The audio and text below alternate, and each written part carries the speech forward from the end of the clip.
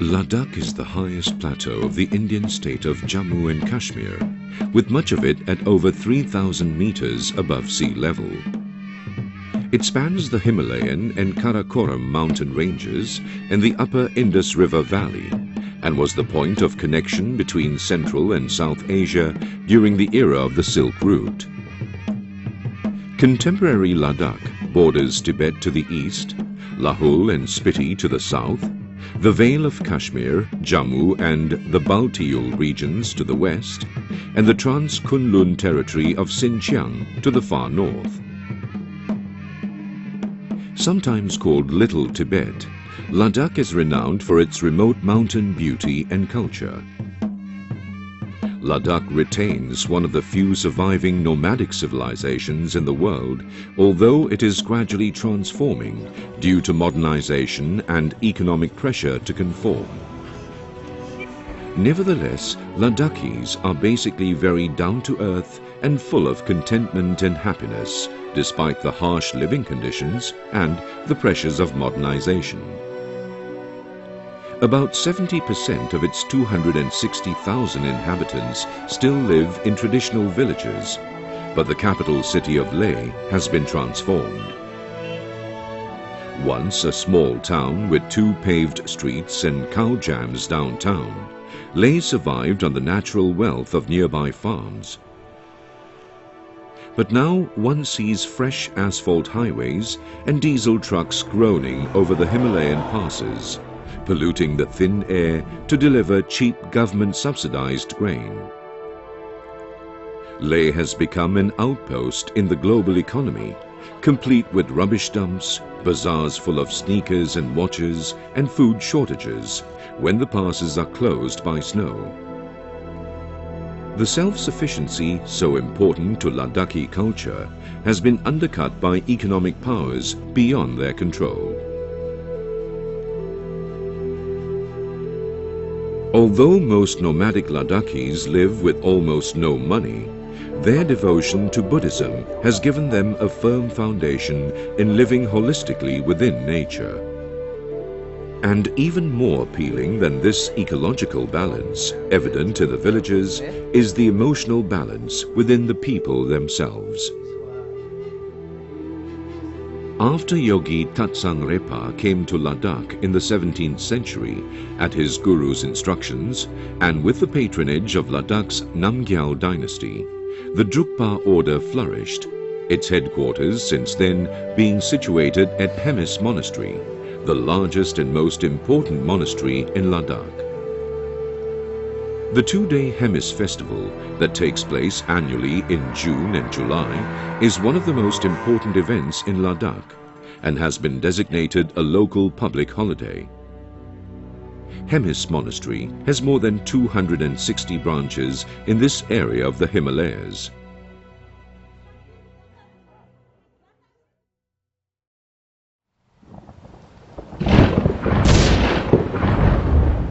A series of cloudbursts, which occurred between 11:30 p.m. on the 5th of August and 1 a.m. on the 6th of August, have rocked the peace of Ladakh and brought a state of devastation never before experienced by anyone in this remote Himalayan region.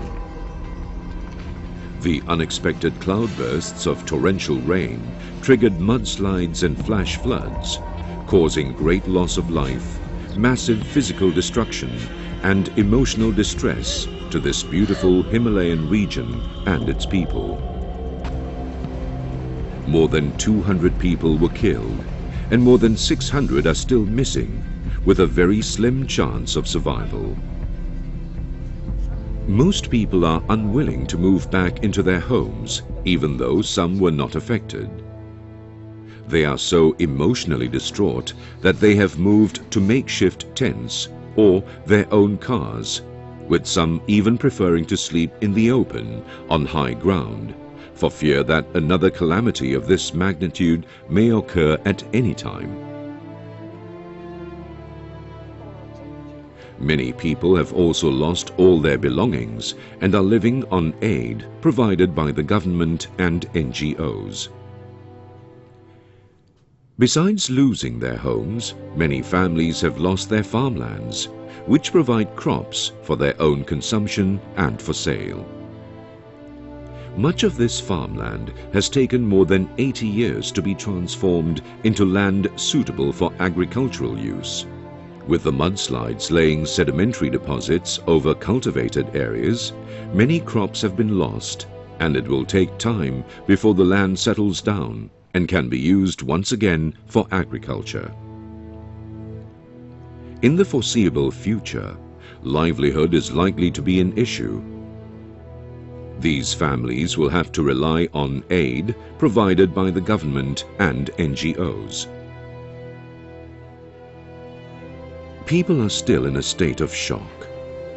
Traumatized by the recent event, even the smallest sign of dark clouds and rainfall sees many of them gathering their belongings and running for high ground. There are no early warning systems in place or detailed weather reports to tell people if the disaster could be happening again. There are also no structures or mechanisms in place to deflect further floods or mudslides away from inhabited areas. Ladakhis have lived with nature and the elements for centuries, having to accept every blow as it comes and then trying hard to pick up the pieces afterwards. Winter will start to set in by mid-October and will last until March next year. If unprepared, many more people will suffer and die. In particular, the more vulnerable, old folks and children, will suffer the most in the harsh winter conditions. This leaves only a very short time to get the victims and survivors prepared for the difficult conditions ahead.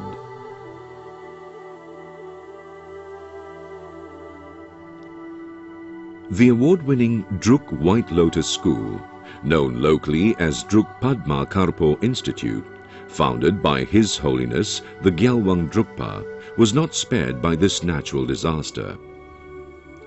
The only green school in the Himalayas, the school was built to withstand earthquakes, but not mudslides and flash floods. Rushing water and thick mud raged through the school buildings, breaking down doors, smashing windows, and filling the classrooms with more than a meter's depth of mud. Only the nursery classroom was spared. Around 200 hostel children also had to be evacuated.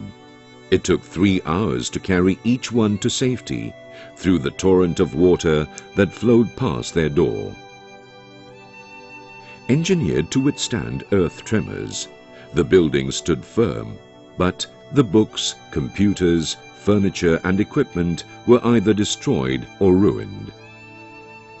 Trees were flattened and walkways blocked by mud and debris. 3 upper-level classrooms were still usable, along with the dining hall, and within days classes began again, thanks to the strength and focus of the school principal, Prasad Elidath. Tents were also erected for the displaced children and their teachers, and the school is now back to full running order. Many volunteers, tourists, local people, the Hindustan Construction Company and Central Reserve Police Force have come to the school to help clear the rooms of mud and restore them to their former condition. Despite the difficult conditions, the children continue to smile, play and engage in their learning. The school is preparing to take in up to 100 homeless children, most of whom have lost their parents or their homes due to the recent disaster. As winter is fast approaching, construction of further accommodation cannot start until March 2011. Right now, we need to procure the construction materials before the main road in and out of Ladakh closes in October. With the increase in the number of students, more house mothers are needed for the residences as well as teachers for the school. As most parts of Ladakh lie high on the inaccessible Himalayan plateau, life is very harsh and it is very difficult for children to obtain a good education. Moreover, as the nomadic way of life comes under threat, it has become very important to ensure that children from the remote corners of Ladakh receive sufficient and appropriate education to cope with the impending changes. Only 0.0006% of Ladakh's 97,000 square kilometers of total land area is covered in vegetation. According to the Department of Conservation and Forestry in Ladakh, the impact of the recent disaster that took so many lives and affected the livelihood of so many families would have been reduced had there been more vegetation. There is a lot of room to grow plants such as trees and shrubs to help the local environment. Flash floods and mudslides as a result of cloudbursts or torrential downpours would have been slowed down or even stopped by vegetation, which provides some time for escape, as well as acting as a buffer to protect homes. Most of the worst-hit areas did not have any vegetation, and some areas were so crowded with buildings that there was little chance of escape. The impact of global climate change is now being witnessed in the Himalayan belt. Cloudbursts and unusual climate conditions, which were formerly unheard of, are now putting the lives of humans and other living beings, as well as their livelihoods, at risk. Ladakh is a high-altitude desert in the rain shadow of the Himalayas, which normally prevent incursion of the monsoon rains. Its main source of water is the winter snowfall on the mountains. Recent flooding of the Indus River and rapid changes in weather conditions in the region have been attributed either to abnormal rain patterns or the retreating of glaciers, both of which may be linked to global warming. Tree planting will give life and protection to the vulnerable environment and the people here in Ladakh.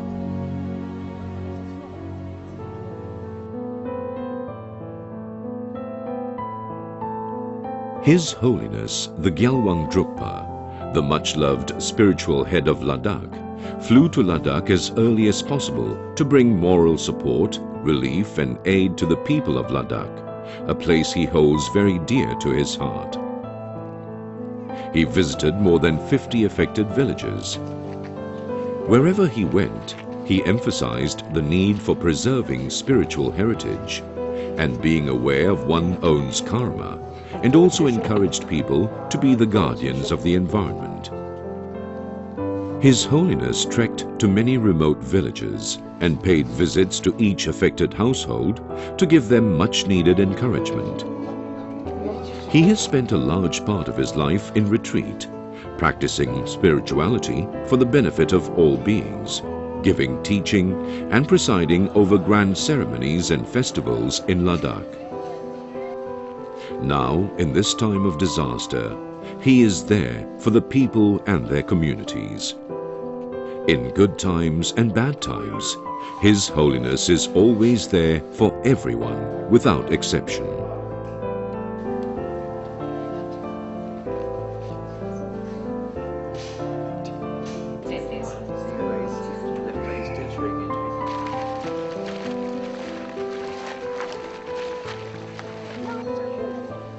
Amir Khan, the Bollywood superstar and celebrity, whose blockbuster movie 3 Idiots was filmed at the Druk White Lotus School, also came to Ladakh to visit the children of the school and give them gifts and moral support.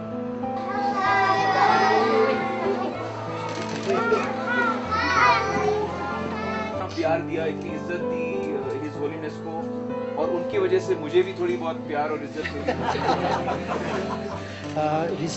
He has been very kind and also very, very thoughtful of him, that taking his precious time and busy time and coming up all the way up to Ladakh and to see the situation over here. and to share his time with the children over here, Druk White Lotus School. Usually his film helped Ladakh economy and Ladakh way of living.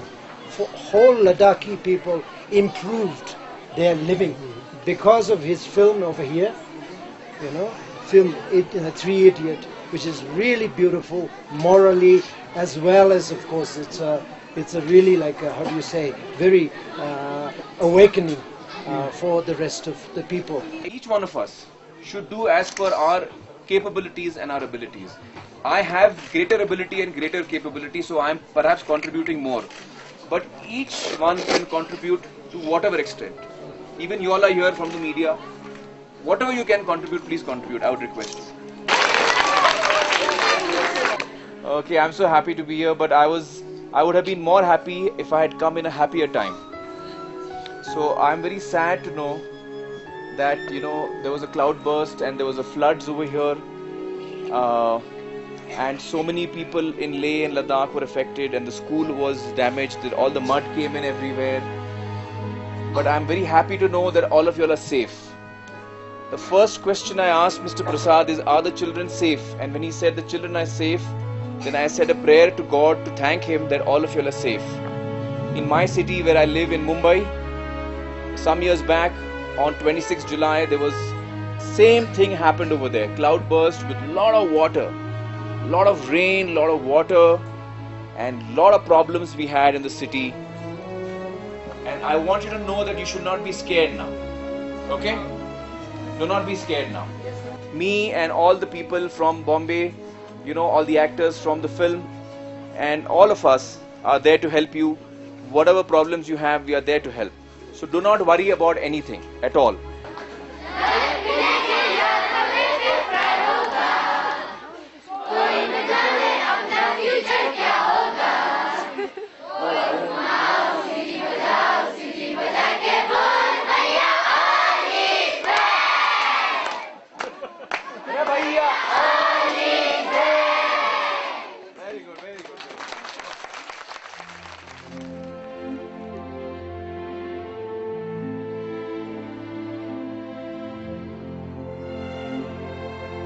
Bringing smiles back to Ladakh is an important commitment that can only be achieved with your support and involvement.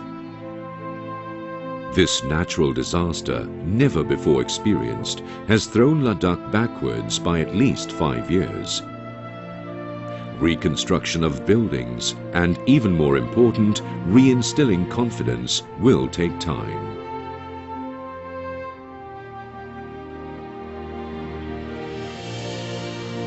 We invite you to join all of us at Live to Love to restore lots of smiles, happiness, joy and confidence to Ladakh, one of the last remaining havens of Himalayan culture.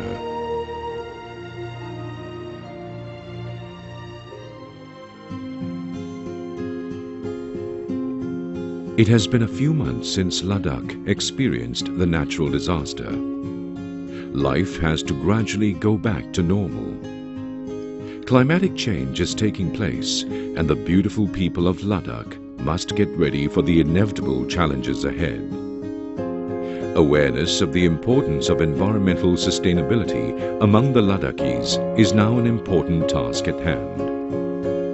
Despite the difficult post-disaster conditions, His Holiness the Gyalwang Drukpa decided to spearhead the Million Tree Planting Initiative under the umbrella of Live to Love as a partnership program with the Commonwealth Games 2010. He said that besides restoring material losses, there was a need to restore confidence and encourage understanding on environmental issues. On the 12th of September 2010, in the presence of His Eminence Kyabje Tukse Rinpoche, the Minister of State of Communications and Information Technology of India, Sri Sachin Pilot, and representatives of Commonwealth Games 2010, the Million Tree Planting Initiative was launched. Today we are starting the first push of Million Tree Planting Initiative, and I feel privileged to be taking part part in this environmental movement initiated by His Holiness. I'm happy to see your enthusiasm to be part of this tree planting drive. I hope you all will be there to participate in the next push of the tree planting drive and be an active member of the movement to protect our environment and serve the earth.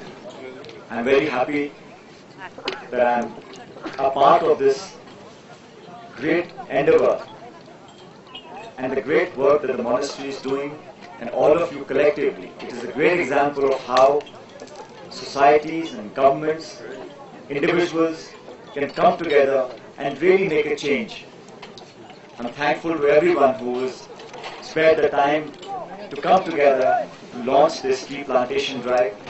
I'm sure it will go a long way in setting an example, not just in this region, but throughout the country and perhaps throughout the world, the message of green and peace and love and harmony and the thousands of years of our cultural inheritance. 1,016 saplings of native Ladakh willow were planted in the Matsalang village near Hemis. The number 1016 was chosen as it marks the birth year of Drukpa lineage's Indian guru Naropa.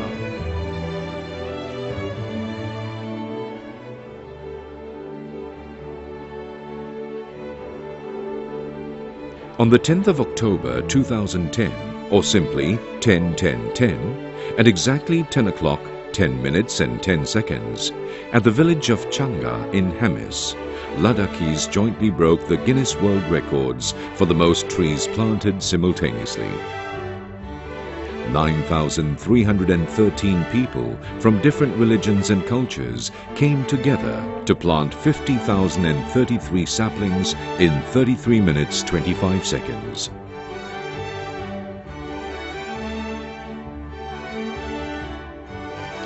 I'm lost for words at your achievement today, and I can most certainly announce that you came together, more than 9,000 participants today from all over, and planted 50,033 trees.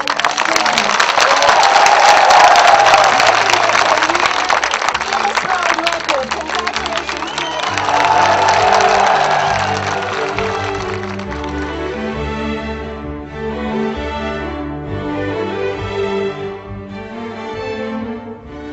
Celebrities and volunteers from different parts of the world also came to participate in this historic endeavor.